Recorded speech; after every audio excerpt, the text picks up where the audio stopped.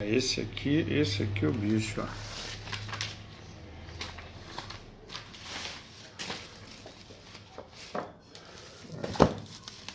E aí, o que tem aqui?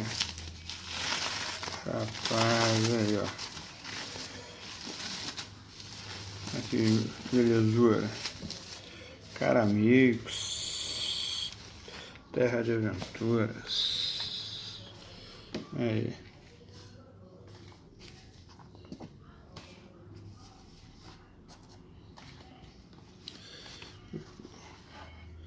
Que belezura. Aí, falando de Karameikos, pra quem não conhece, Karameikos, né? Faz parte ali de Mystara, cenário ali, né?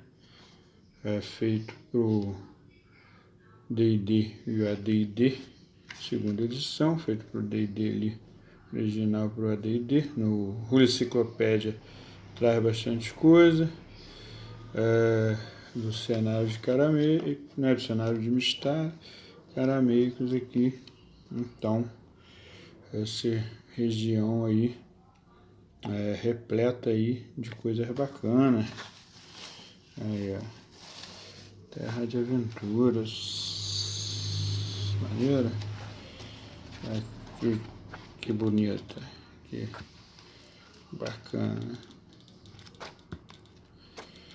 esse material aí, show de bola, que chegou aí com os pôsteres, mapas e tudo mais. Depois eu tiro umas fotos para vocês.